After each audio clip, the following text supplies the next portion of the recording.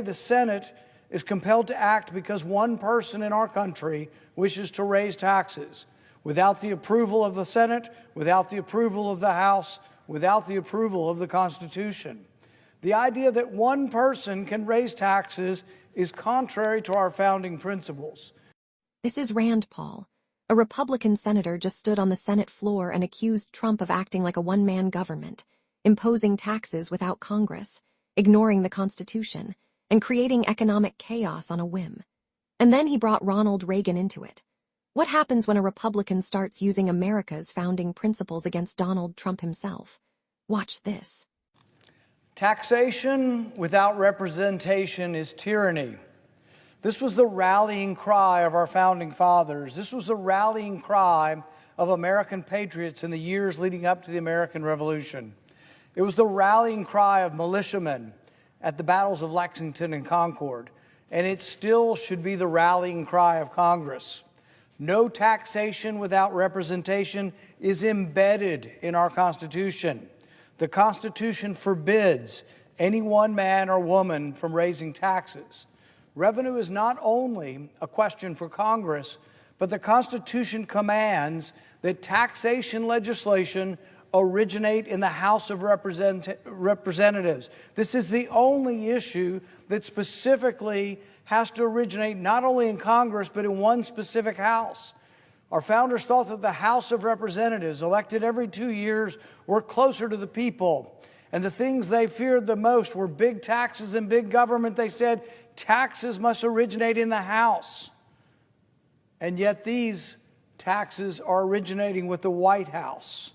The idea that no one should have taxes imposed on them without their consent is central to the ancient concept of what constitutes a free people. That principle is enshrined in Magna Carta, that taxation should be imposed only after obtaining the common counsel of the kingdom. It was reaffirmed in the 1689 English Bill of Rights when it declared that there shall be no taxation without the consent of Parliament. In 1765, the American patriot who helped formulate the grievances against the British Crown, James Otis, called for a defense of this principle by popularizing the phrase, "Taxation without representation is tyranny." This principle was said by many to be the principle, the spark that sparked our revolution. Yet today, the Senate is compelled to act because one person in our country wishes to raise taxes. Without the approval of the Senate, without the approval of the House, without the approval of the Constitution. The idea that one person can raise taxes is contrary to our founding principles. The Constitution forbids it. As Montesquieu wrote, in the spirit of the laws, when the legislative and the executive are combined and united in one person, there can be no liberty. Our founders took that heart to lesson and embedded that in the Constitution, the principle of the separation of powers, as well as a system of checks and balances. They knew that combining the legislative and executive powers would lead the country down a path to tyranny. Allowing taxes to be levied, doubled, tripled, and then one day perhaps forgiven is a recipe for chaos. The tariffs are implemented, the tariffs are canceled, the tariffs are delayed, the tariff rate changes daily. Just this week, the president added a special 10% import tax on Canada because he was mad about the nation's Ronald Reagan ad. An ad, by the way, which was showing Ronald Reagan verbatim speaking. Newsflash to the administration, Reagan was a free trader.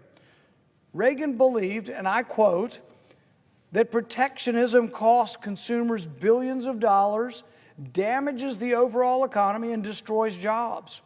Ronald Reagan's vision for America can be seen in our trading relationship with Canada.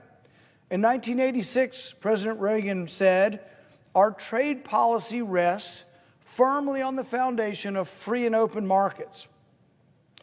Further, he said, "I recognize the inescapable conclusion that all history has taught. The freer the flow of trade, the stronger the tides of human progress and peace among nations." It was Bastiat who wrote that when trade and when goods don't cross borders, armies will. It's not a guarantee of peace, but one way to achieve peace is to attempt to have good relations and trade with all nations.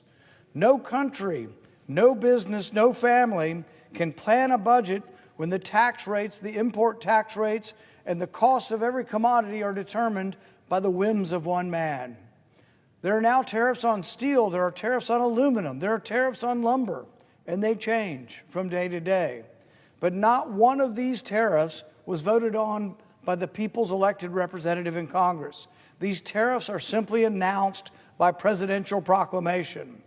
So perhaps more fundamental than a debate over what these tariffs are, what the rates are, and what they do to our economy is the question of whether Americans ought to perpetually live under emergency rule.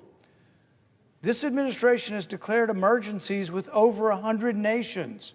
With these emergency declarations, the president claims the unilateral right to levy import taxes. Think about this. What do you think of when you think of an emergency? You think of a war, a tornado, a famine. You don't think of trade policy that all of a sudden we have to give up on all of our constitutional prerogatives, all of the separation of powers, all that is embedded in the Constitution because there's an emergency in trade policy. If that were true, imagine what emergencies might come forward. Imagine where we would be and what lack of restraint would happen. And for Republicans, imagine what it's going to be like when someone from the other party is elected and they declare an emergency over the climate and ban cars or whatever might happen. We shouldn't be living this way. People say Congress is messy. Congress goes to gridlock. It's called debate. It's called discussion. And the only way we typically get somewhere is we have to agree with some people on the other side. That's one of the things we're trying to overcome now. But our founding fathers anticipated that a president might attempt someday to usurp the powers, the constitutional powers of the legislature. Madison wrote that our constitutional government would pit ambition against ambition. The ambition of a president or ambition of the Congress to usurp power will be checked by the other guarding their power. That we would limit the power of any one branch through checks and balances and prevent abuses of power. Madison, if he were here today, would be aghast to witness today's Congress that seems to lack any ambition to defend the constitutional separation of power. Emergency rule rejects the premise of a constitutional republic with limited powers and full accountability. Emergency rule is ruled by one person. We will perpetuate emergency rule that provides the president extraordinary powers to tax us without our consent. Is that what we're going to allow? Or will we restore constitutional government in which taxes are debated and voted on by the people's representatives? I, for one, still believe in the principle of no taxation without representation and will vote to terminate this contrived emergency and end these unconstitutional import taxes. If that speech sounded unusually sharp, it's because Rand Paul wasn't just criticizing a policy. He was attacking the very foundation of how Donald Trump has chosen to govern. And that's what makes this moment so significant. For years, Trump supporters have defended virtually every action coming from the White House by arguing that results matter more than process. If Trump says tariffs will help America, then the details supposedly don't matter. If Trump declares an emergency, supporters are expected to trust his judgment. If he imposes new economic restrictions, the argument is often that Americans should simply accept it because he's fighting for them. Rand Paul just blew a hole through that argument. What Paul did here was take conservatives back to first principles. He didn't start with economics. He didn't start with trade deficits. He didn't start with China. He started with the Constitution. And that's where this becomes dangerous for Trump politically. Because Paul's central argument is simple. Tariffs are taxes, that's it. Strip away all the slogans. Strip away all the branding. Strip away all the campaign speeches. Tariffs are taxes paid by Americans. The cost gets passed through supply chains.